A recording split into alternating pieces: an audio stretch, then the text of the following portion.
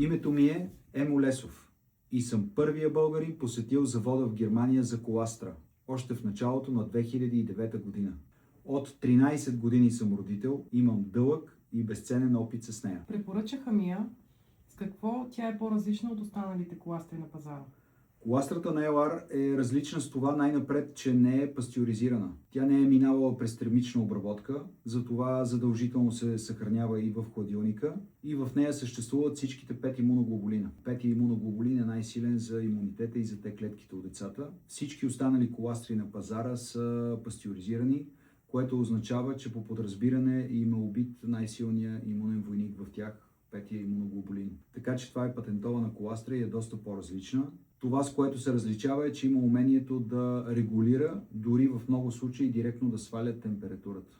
А как се приема? Коластрата се приема последния начин. Когато децата са здрави, е достатъчно да се дава по една чайна лъжичка всяка сутрин на гладно. Това е абсолютно достатъчно, когато децата са здрави. Има ситуации, в които виждаме, че децата се прибират от детска градина или от училище и тръгват да се разболяват, светят им очичките, вдигат температура, хремави са. Тогава приемът е различен.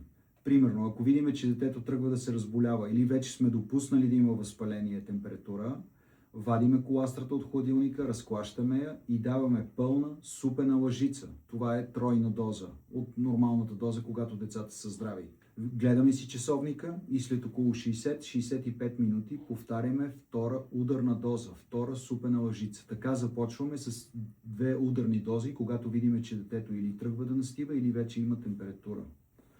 В първия ден от настинката и във втория ден от настинката под родителско наблюдение даваме още 3-4 пъти през деня по една чайна лъжичка, за да пребориме и да преминем по-лесно през създалата се ситуация. А колко време е хубаво да се дава и правят ли се почивки? Много близки мои приятели ме питат кога да почивам, колко време да я давам, да не отровя детето. Моят отговор е абсолютно честен. От ядене на ябълки, от хубав живот и от пиене на коластра не се почива. Представи си, че си научила твоето дете да яде по една ябълка на ден и изяжда за една година 365 ябълки. Детето ще бъде ли натровено? Не. Тоест, какво ще имаме? Една по-добра перисталтика от детето. Коластрата е абсолютно чист, природен, натурален продукт и няма нужда от почивки, няма опасност от предозиране и трябва да сме спокойни, че не може да прецакаме детето си. Благодаря. Здравейте, казвам се Яни, на 12 години. Пия коластра от когато ходя на ясла. Пия от когато съм на 2 години. Бил съм такъв. И съм много здрав. Не боледувам.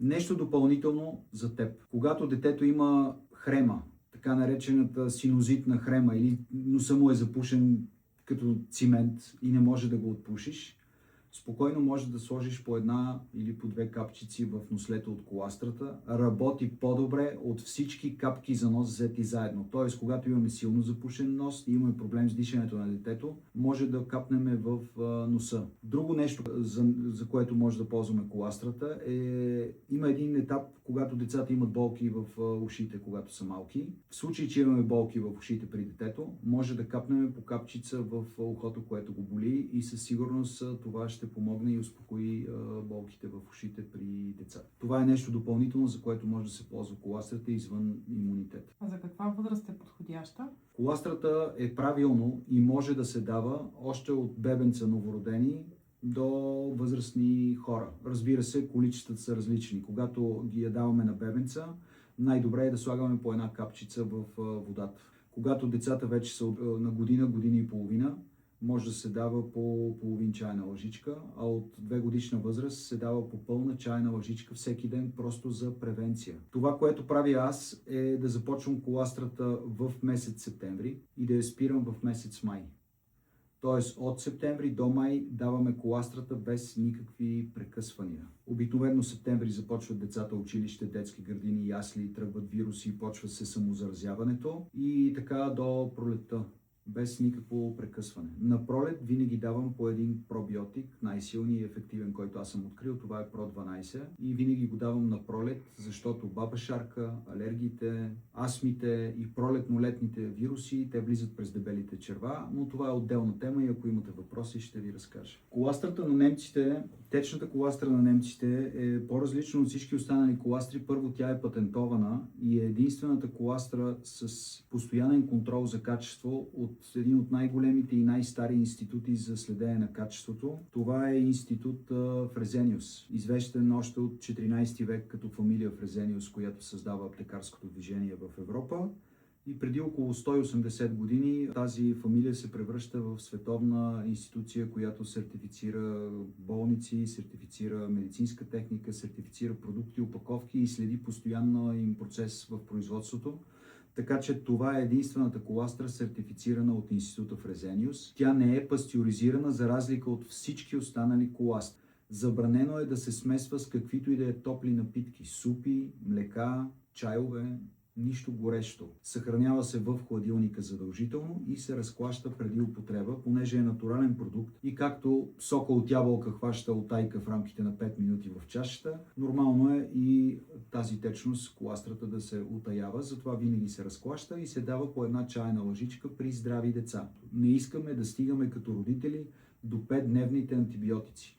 Коластрата е такова спокойно решение, което аз правя с моя син от времето, когато той е тръгнал на яслата и ще ти разкажа моята история, какво правя аз с сина ми. Добре, че тата ме научи да пия коластра от времето на яслата. Сутрин взимаме коластра от хладилника и това ни е сутрешния ритуал. Всяка сутрин, още от времето на яслата и детето ни е в пъти по-здраво от другите деца. Разбира се, аз в началото взимах коластра заедно с него всяка сутрин, за да дам личен пример, защото всички като родители знаеме, че децата копират и най-много копират родителите си, копират другите деца. Затова аз приемах месеци наред коластра заедно с сина ми, за да му давам личен пример. Днес той е на почти 13 години и сам знае да си я дозира, сам си я вади от хладилника. Дори ми задава един странен въпрос. Коластрата мирише на крава и това е нормално, натурален, чист продукт, както мирише чистото мляко на село, което се прави от крави, а не от сухо мляко. И въпреки, че има ухание на крава, сина ми ме пита: тата, от какво се прави коластричката? Питам го защо и той казва: много е вкусничка. Така че не се притеснявайте да създадете навик на детето да приема коластра от малко и ежедневно. Коластра от много малък и вече сам се вадя от хладилника. Знам колко да си сипя и колко трябва да изпия за един ден. И да, може на вас да ви мирише малко на крава, обаче ще свикнете и много ще ви хареса, така както на мен. Честно казано, в коластрата има цял ансамбъл от полезни съставки. Това е все едно да слушате Софийската филхармония и да чувате всичките инструменти наведнъж. Това богатство се съдържа само единствено в тази непастеризирана немска коластра на немския завод LR Health and Beauty. А съдържа ли лактоза? Не съдържа лактоза, не води до алергии и е един чудесен продукт, в който няма абсолютно никаква химия.